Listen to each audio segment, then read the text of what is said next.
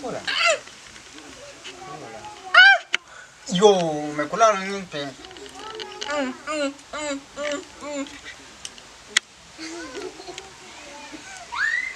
Hargasho, gusa je uwo ari karage nta bisanzwe. Jewe naho no kwiriga ubusa uwo ari karafungura n'ibintu bisanzwe. Dushin. Pale. Oya bujya bukeruka n'ibikurikiwe n'ukuri kw'Imana. Yo.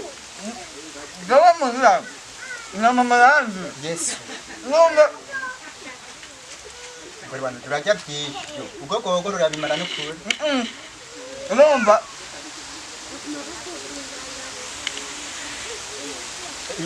Siga yo. Nane. Ubwo mugasakara. Rondo kumuta. Na mama mugini nzobe wallahi. Samedi nokuri no asubira mukizizi tonka. Ewe Yesu we wara mama ye. Ugeze hose bakokurira kajipo.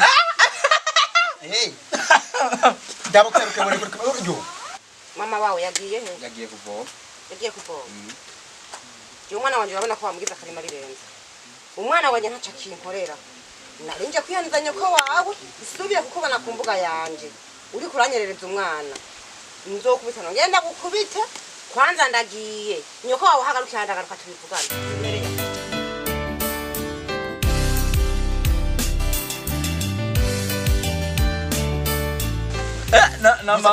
Na mama yoro kujana. Dabita ipanaro yaratabutse. Ubuzima bwo nga bugiye kumpanga.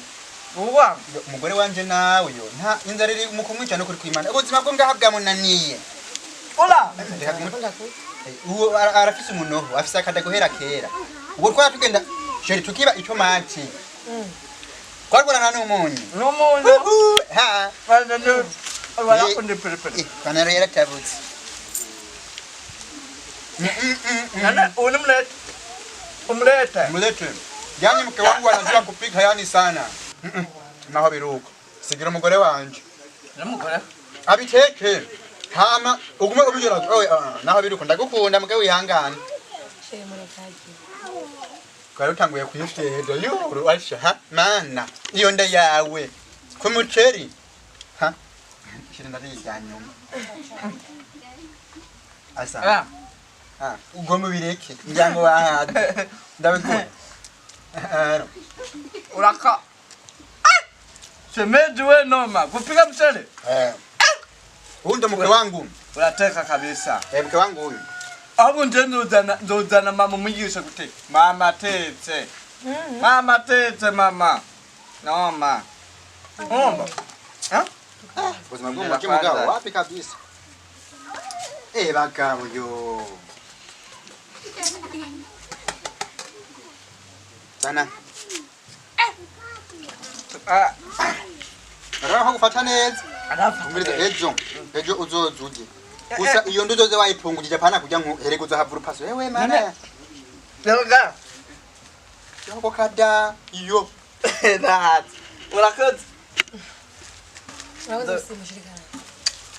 hali ndikunda mutangarira bye nzogaruka ejo baby asante naomba sasa baby chukua simu hiyo nipeleke charge hapo juu awali hose ora ngaho yitware telefone kama ndakanya ndikora bujye mwana afite amahera kendi ndaje I'm coming samahani ulikuwa unapika vizuri of course thank you baby okay bye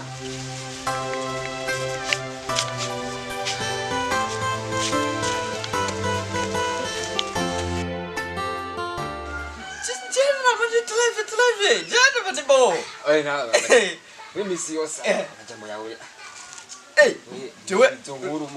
jewe mukuvuka bankuvye mu kanwa nkora mte budget ifata ibyo bintu nibibaho ifata wifashwa yive let us story sasa muri misi mungusenge wabyo I am a big boy usika ugifimo icutazura baza icahe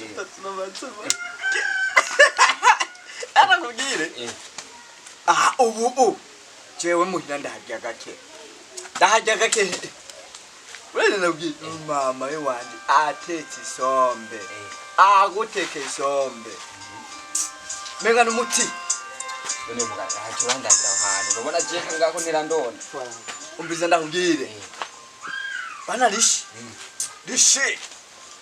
afite umugore agutekeye nije nyakwa ntiwobije ajyanye kwa inyoko jewe muhira ndakubwiye ngo ndahajya gake rero wewe marakubwire uzoze tujane umunsi umurara ateke imbatetse menga ni bya bindi bihunguwe n'amashine we mbari umunsi tuzojyaneyo ariko wamenga ntakumenyereyemo we rambarira tuzojyane umunsi turi kwa gatandatu tuzoje kwa mbere we nta ngorane nza kubwira jewe rero ngo manje kuraba umudemu ariya wenda kuzi bataba demu resha okay bye jewe we kwa yeje ndikirije mama sao yagufata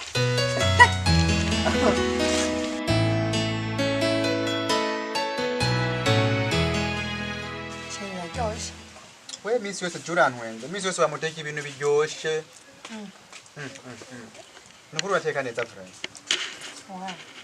usanga urunguru karashonje ndabizi ewe kuva mu ntaraza ngaha usanga nyina we yamutekeye ibijumbu aribaza barakunda ibijumbu gose ariko ashiri baje nta bindi bagisome baje ibijumbu nta bindi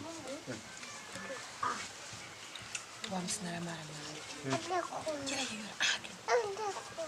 ujyane kwameze gwacu kiri batoni urubanza rwabaye twaragenda ku rubanza gucinga ujyane kuvuga yarafata inge baduhaye mu isafuriya afata akabicendagira mu mufuko agaca yiruka kangorongoro baby kula tumalize inaonekana anaonekana akiwa nakula nala anauroa sasa ule ni yule tutakutana akaenda tuona na mke wake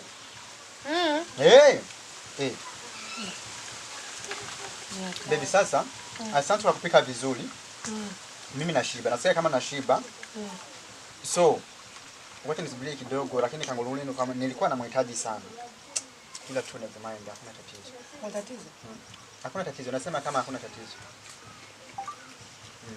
angalia message wamekutumia message ya taweza na hii group ya watu siwefu ibana asante mugore wangu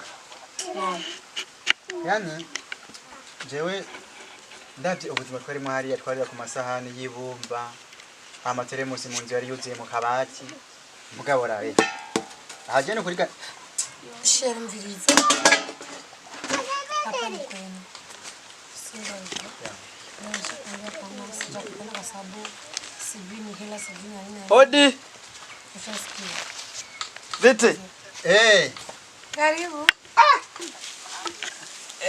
shemeje gute nari mpagurutse bana nahejeje kurya umuceri kandi murakunda umuceri kwera Yesu mama yo